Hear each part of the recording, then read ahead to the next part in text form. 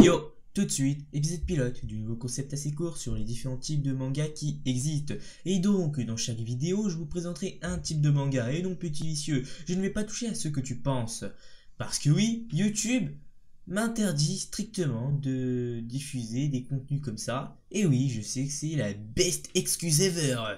Donc, maintenant que tout est dit, commençons. Shonen signifie littéralement jeune garçon. Les thèmes développés sont souvent peu variés, amitié, esprit d'équipe, dépassement de soi, etc.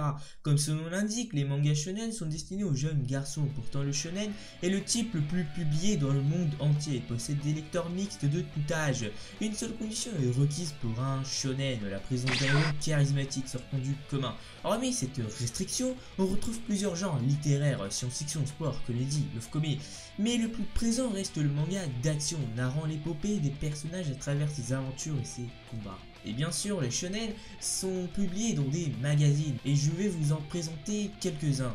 Et bien sûr, on va parler du plus connu de tous, le Weekly Shonen Jump. Le Weekly Shonen Jump est un magazine hebdomadaire édité par Shueisha. C'est certainement le magazine le plus connu, même en Occident, et la revue manga la plus vendue au Japon. Les mots-clés de Jump étant amitié, victoire et force, la rédaction oblige à l'auteur qu'il y ait au moins un de ses slogans dans leur manga. Un bon exemple est One Piece, qu'on pourrait qualifier comme la définition même du Shonen Jump. La rédaction est notamment connue pour son régime absolu, basé sur des sondages. En effet, les lecteurs ont la possibilité de voter pour leur manga préféré en envoyant une carte postale fournie avec le magazine. Ainsi, la pérennité d'un manga est entièrement entre leurs mains. Bien que le Jump ne soit pas le seul à adopter cette approche, la plupart des autres revues se contentent de se servir des résultats comme un simple moyen de mesurer la notoriété des mangas. Les principaux mangas du Weekly Shonen Jump sont Dragon Ball, One Piece, Death Note, Naruto, Bleach, Hunter x Hunter, City Hunter et j'en passe. Maintenant on va parler du Weekly Shonen Sunday. C'est un magazine hebdomadaire aussi, édité par Shogakukan. Bien qu'il ait un public d'âge moyen plutôt élevé, ses mangas principaux sont des comédies ou des histoires d'amour. Une anecdote amusante si Sunday s'appelle ainsi, ce n'est pas parce qu'il est publié le dimanche, mais parce que si vous lisez Sunday, vous allez vous amuser comme si vous étiez dimanche, jour de congé.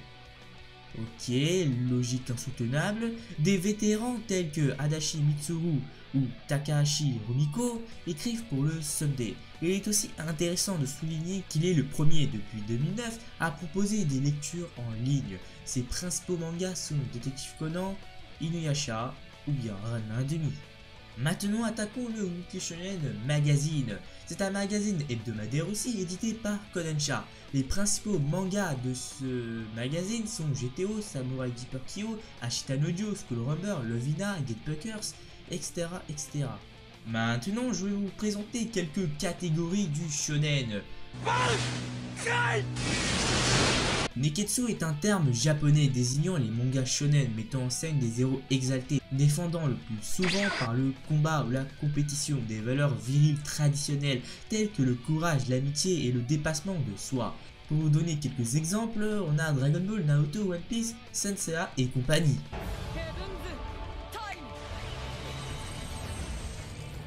Maintenant, je vais vous parler de la catégorie sport. On suit une équipe sur un sport précis. Leurs compétences défient l'entendement, mais ils vont quand même en suer pour arriver jusqu'au championnat. Comme dans les Neketsu, il y a un peu l'évolution, le level up des personnages. Ils apprennent au fil du temps de nouvelles techniques, de nouveaux combos, de nouvelles stratégies, etc. etc.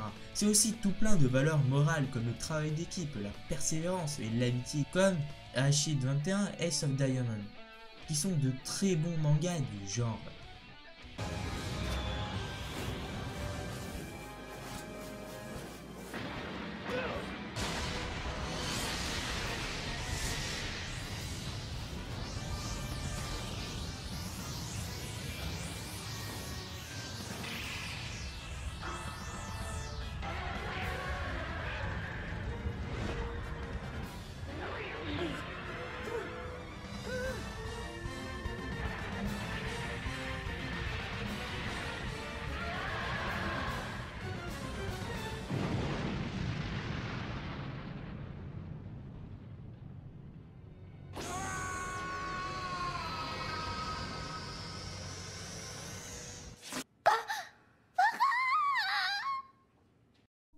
Maintenant passons au pantsu. Ce sera l'histoire d'un héros banal entouré de plein de jolies demoiselles en tenue légère, sur fond de romance où les sentiments s'entremêleront.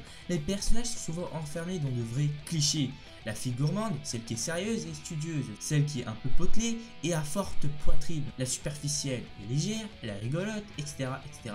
À noter que le héros est maladroit ou très malchanceux et se retrouve régulièrement dans des situations embarrassantes, et il y a beaucoup de culottes, mais vraiment beaucoup. Cependant, il ne faut pas se laisser tromper par les situations grivoises et l'intention évidente de provoquer le fantasme chez le lecteur, car la morale reste très présente dans les pantsu. Chaque situation se finit généralement par un dénouement où est mis en évidence la nécessité d'être tolérant, ouvert, gentil et honnête avec les filles. Le terme inclut également les mangas harem. Love Hina en est un très bon exemple. Après on a les thrillers. Mais est-il vraiment utile de présenter ce genre international? Comme pour les films, les mangas thrillers mettent en scène un groupe de personnages qui se retrouvent dans une situation oppressante dans lequel ils vont devoir tout mettre en œuvre pour sortir vivants. On a par exemple Doubt de Yoshiki Tonogai, qui est un bon thriller.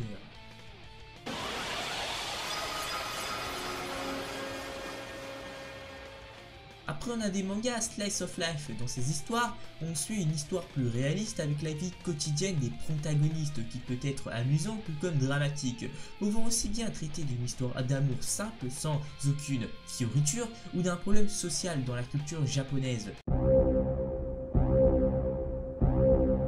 Ensuite attaquons le mecha. Le mecha. La particularité de ce genre se tournera vers ces armures robotisées sous forme humanoïde, la plupart du temps avec pour but de sauver la planète d'une invasion extraterrestre ou autre, rien que ça. Ce genre est directement inspiré de la science-fiction. Les plus connus sont Evangelion, Gundam et Goldorak. Le Yonkoma. Ce genre n'est pas exclusif au shonen manga. En effet, bien que le genre du yonkoma soit généralement comique, il s'agit plus d'un support d'expression. Yonkoma signifiant littéralement 4 cases. Le Kistar et Kaan sont des yonkoma célèbres. Maintenant passons au top 5 de mes shonen préférés. Donc en 5ème position Aishin 21, en 4ème One Piece, en 3ème Saint Seiya, en 2ème Jojo et en 1er Dragon Ball. Parce que Dragon Ball, c'est l'existence. Et sur ce, abonne-toi à la Kashin Family, et sur ce, à la prochaine!